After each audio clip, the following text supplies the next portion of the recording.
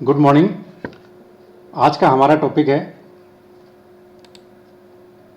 Classification of air conditioning system part 2।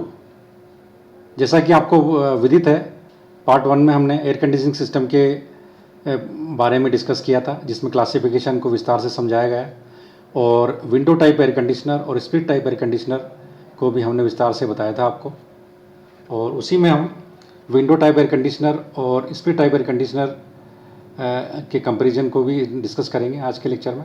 तो आज के जो हमारे टॉपिक्स इस लेक्चर में कवर होंगे वो है limitation of window air conditioner, उसके पश्चात advantages of split air conditioner over window air conditioner, then summer air conditioning system, then winter air conditioning system and in the last year round air conditioning system. तो सबसे पहले हम देखते हैं limitation of window air conditioner. जैसा कि आपको पता है, विंडो एयर कंडीशनर के बारे में हमने पिछले लेक्चर में विस्तार से बताया था। अब उसके लिमिटेशंस, जिसकी वजह से कि विंडो एयर कंडीशनर को हम लिमिटेड इस जगह पर यूज़ कर पा रहे हैं और इसका स्कोप भी पिछले कुछ सालों में कम हुआ है। तो इसके लिमिटेशन है, it produces noise in the room because of compressor is very near to the room. तो ये जो सिस्टम है, चूँकि विंडो में इंस्टॉल होता है तो इसका कंप्रेसर भी क्या है, एक ही कॉम्पैक्ट यूनिट में इंस्टॉल किया हुआ होता है, इसलिए कंप्रेसर की वजह से इसको ये थोड़ा नॉइज़ी है, इसमें नॉइज़ होता है और हमारा जो कंडीशन रूम है उसमें नॉइज़ होता है। दूसरा, evaporator and condenser is enclosed in single unit, दोनों एक ही यूनिट में इनक्लोज होते हैं। Therefore evaporator can not be used as an interior of room because condenser requires outside air for cooling. तो कॉम्पैक्ट होने की वजह से इसमें एफिशिएंटली कूलिंग का भी थोड़ा सा रहता है। तो ये लिमिटेड है इसके, इसीलिए टाइनेज जो इसके हैं लिमिटेड तक इसको यूज़ कर सकते हैं। तीसरा जो लिमिटेशन है, it requires appropriate size of window और hole in a wall in order to fit the conditioner. इसके लिए अप्रोप्रिएट होल या वॉल में ज़रूरत है होल की साइज का, तभी इंस्टॉल कर पाएंगे, अदरवाइज़ ये पॉसिबल नहीं हो पाएगा। तो ये नुकसान थे। और आजकल जो हम यूज़ कर रहे हैं स्प्लिट एयर कंडीशनर, वो विंडो एयर कंडीशनर से किस तरह से बेहतर है उसका कंपैरिजन कर लेते हैं। The compressor is outside of the room, therefore no compressor noise and vibration in the room और स्पेस टू बी कंडीशन। तो इसमें कंप्रेसर नॉइज बिल्कुल मिनिमम है। और दूसरा है, नो विंडो ओपनिंग और फिक्सिंग नीडेड, इसमें किसी ओपनिंग की ज़रूरत नहीं है। ठीक है, इस टाइप का कोई लिमिटेशन नहीं है कि विंडो में इसको ओपनिंग में करना है, इसलिए एक ये इसका बहुत बड़ा फ़ायदा है, जिससे कि आजकल ये स्प्लिट का यूज़ काफ़ी ज़्यादा है।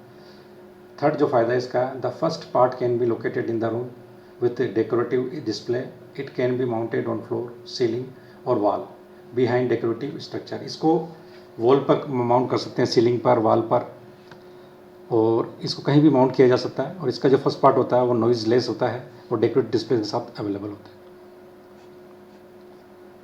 अगली जो हमारा टॉपिक है, इसी सब टॉपिक है, वो है समर एयर कंडीशनिंग। जैसा कि आपको पता है, समर एयर कंडीशनिंग जो हमारी है वो समर सीजन में करते हैं। और समर सीजन की रिक्वायरमेंट ये होती है कि ड्राइबल टेम्परेचर अत्यधिक होता है, तो हमें ड्राइबल टेम्परेचर को कम करने की ज़रूरत होती है। और ह्यूमिडिटी, एयर कंडीशनर उन जगहों के लिए बहुत ही सूटेबल है जहाँ पर कि ह्यूमिडिटी अत्यधिक है, और जहाँ पर ह्यूमिडिटी अत्यधिक है वहीं पर ये एफिशिएंटली काम करता है। तो यहाँ पर क्या, ह्यूमिडिटी को कम करना होता है, तो यहाँ पर जो ह्यूमिडिटी कम करने के लिए प्रोसेस होता है वो डिह्यूमिडिफिकेशन कहलाता है। तो ये जो पूरा का पूरा प्रोसेस, साइक्रोमेट्रिक प्रोसेस जिस सिद्धांत पे काम करता है हमारे कंडीशन सिस्टम, वो होता है कूलिंग एंड डिह्यूमिडिफिकेशन। शीतलन और निरार्द्रीकरण, शीतलन और निरार्द्रीकरण, आप हिंदी में इसको बुक में पढ़ेंगे तो शीतलन निरार्द्रीकरण कहलाता है ये। अब ये कैसे कूलिंग करता है, तो देखिए इसमें पूरा का पूरा कंडीशन स्पेस दिखा रखा है जी। ये रूम है हमारा, यहाँ पर रूम से जो एयर जा रही है यहाँ पर जा रही है बिल्कुल सर्कुलेट होते हुए। फ्रेश एयर के लिए यहाँ पर डैम्पर्स लगे हुए हैं, एयर फिल्टर लगा हुआ है जहाँ पर कि रूम की एयर को और फ्रेश एयर को दोनों को एक रिक्वायर्ड परसेंटेज में मिक्सचर को ये आगे भेजती हैं, दोनों को एयर को मिक्स करते हुए, फिल्टर से पास करते हुए। तो यहाँ पर एयर फिल्टर हैं जो कि हवा को शुद्ध करने के लिए फिल्टर्स होते हैं, एक से अधिक भी आजकल फिल्टर लगाए जाते हैं। उसके पश्चात ये रेफ्रिजरेशन प्लांट के अंदर जाता है, जिसके अंदर की ये कूलिंग कोइल है, हमारा एक इवेपोरेटर है, और ये प्लांट पूरा का पूरा वेपर कंप्रेसर सिस्टम है, जिसमें कंप्रेसर, कंडेंसर, एक्सपांशन डिवाइस और इवेपोरेटर सबके सब अवेलेबल है इसमें।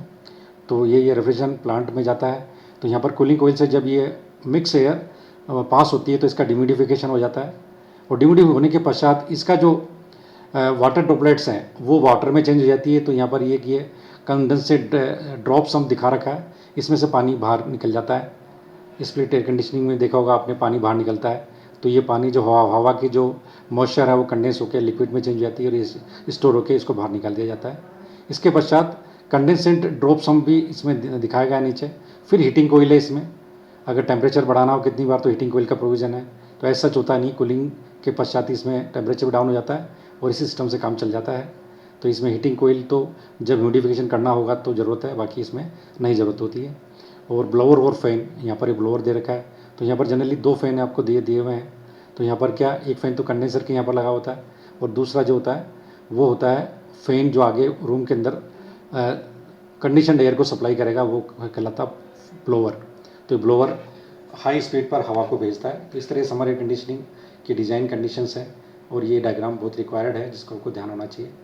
अगला विंटर एयर कंडीशनिंग में हम क्या करते हैं, सेम का सेम प्रोसीजर में कंडीशन स्पेस में दिया हुआ है। यहाँ से हवा कुछ क्वांटिटी में लेते हुए, फ्रेश एयर लेते हुए मिक्सचर डैम्पर से थ्रू फिल्टर में जाता है, और यहाँ पर एक एयर प्री हीटर लगा हुआ है, हीटिंग कोयल है।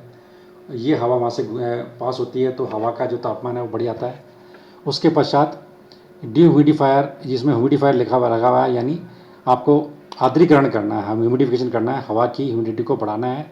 तो इसमें क्या फोकस होते हैं, फोकस जो जिसमें पानी स्प्रे होता रहता है, तो पानी इसमें मिक्स करके गर्म हवा में पानी मिक्स करने से इसकी ह्यूमिडिटी बढ़ जाती है, और ह्यूमिडिटी बढ़ने के बाद ये री हीटर में अगेन पास होते हुए जाती है, जिससे इसका और तापमान रिक्वायर्ड कंडीशन के हिसाब से भेजा जा सकता है, और ये ब्लोअर के थ्रू कंडीशन स्पेस में पहुँच जाता है।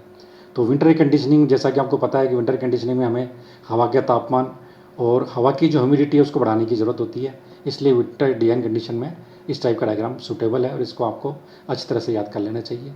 अगर दोनों को कंबाइंड रूप में देखें हम, तो ये कहलाता है year round air conditioning system. Year round air conditioning system, जैसा कि नाम से पता पड़ रहा है, ये पूरे साल के लिए यूज़ करने वाला सिस्टम है, जिसमें कि हम विंटर और समर दोनों को कंसिडरेशन करते हैं, और इसके अलावा जो रिमेनिंग सीजन है उसको भी इसमें टेम्परेचर के हिसाब से हम कौन से प्रोसेस को लेना चाहें उसको कर सकते हैं। तो इसमें देखिए आप, सबसे पहले वेंटिलेटेड एयर है, यहाँ पर है रूम की एयर, और वेंटिलेटेड एयर डैम्पर से के थ्रू यहाँ से जाके फिल्टर से गुजरती है। तो फिल्टर बिल्कुल प्रोवाइडेड है यहाँ पर। तो सबसे पहले यहाँ पर अगर हमें समर के लिए काम में लेना है इसको, तो रेफ्रिजरेशन यूनिट लगी हुई है, कूलिंग कोयल से पास होते हुए यहाँ पर आगे बढ़ती है। अगर ये साल पूरे साल में एक ही मौसम नहीं रहता है, अगर समर है तो समर वाला सिस्टम इसमें हमें अडोप्ट करना पड़ेगा। तो यहाँ पर रेफ्रिजरेशन यूनिट तो चालू होगी, डिह्यूमिडिफायर, हीटिंग कोयल ये हमें बंद करनी होगी। अगर इस सिस्टम को हम विंटर में यूज़ कर रहे हैं तो हमें रेफ्रिजरेशन प्लांट जो है उसको स्विच ऑफ करना पड़ेगा, और हमें ह्यूमिडिफायर और हीटिंग कोयल ही वर्किंग में रखनी पड़ेगी। तो समर एयर कंडीशनिंग में हम क्या करते हैं, जो सीजन है उसके हिसाब से कौन सा प्रोसेस आपको लेना है। अगर डिह्यूमिडिफिकेशन करना है तो आपको रेफ्रिजरेशन प्लांट में कूलिंग कोयल को ऑन करना पड़ेगा, ह्यूमिडिफिकेशन करना है तो ह्यूमिडिफायर को यूज़ करना पड़ेगा, हवा का तापमान बढ़ाना तो हीटिंग कोयल से पास करना पड़ेगा, हवा का तापमान कम करना है तो रेफ्रिजरेशन प्लांट से कूलिंग कोयल से हमें पास करनी पड़ेगी हवा को। तो इस तरह से पूरा का पूरा सिस्टम जो है हम इसको इंस्टॉल करते हैं। और इसमें देखिए यहाँ भी ब्लोअर लगा हुआ है, और ब्लोअर से सीधी जो एयर सप्लाई डक्ट के थ्रू ये कंडीशन स्पेस में आ जाती है। तो ये डिज़ाइन कंडीशंस काफ़ी इंपॉर्टेंट है। इसमें डिज़ाइन कंडीशन में हम देखते हैं कि रूम में कितने लोग बैठे होंगे। अगर ये प्लांट बड़ा है तो हम इसमें ये देखेंगे कि कितने स्मोकर्स है, कितने नॉन स्मोकर्स हैं, इसकी एक्टिविटीज़ क्या रहेंगी, रूम में सिटिंग है या जिम टाइप की एक्टिविटीज़ होंगी, या कोई ये वर्किंग के हिसाब से कोई कंडीशन स्पेस बना रखा है। उसी हिसाब से हम सेंसिबल और कूलिंग लोड निकालते हैं, और कूलिंग लोड के बाद हम इसका देखते हैं कि कितने टनीज में इसकी कैपेसिटी है, और उसी से इस प्लांट को हम डिसाइड करते हैं। तो हमारा जो सिंपल लॉजिक ये रहता है, एक ज़्यादातर हमारे प्रचलन में एयर कंडीशनर हम काम में लेते हैं समर के अंदर।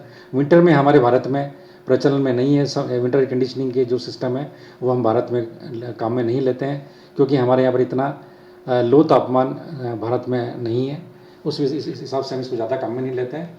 तो समर एयर कंडीशनिंग के हिसाब से हम ये मानते हैं, एक रूम जिसकी लंबाई चौड़ाई ऊंचाई 10 feet by 10 feet by 10 feet, 10 feet चौड़ा, 10 फीट ऊंचा, 10 फीट लंबा अगर कोई रूम है, तो उसके लिए जो कूलिंग लोड है करीब करीब 1 टन की ज़रूरत होती है। तो हमें 1 टन एयर कंडीशनर की ज़रूरत होती है। और उसी प्रोपोर्शन में अगर रूम की चौड़ा लंबाई 10 फीट से भी ज़्यादा, तो हमारे जो एवरेज रूम है वो क्या है, उसी के रूप में होते हैं। तो हमें 1 टन से ज़्यादा 1.5 टन ज़्यादातर हम प्रति लेते हैं। Thank you.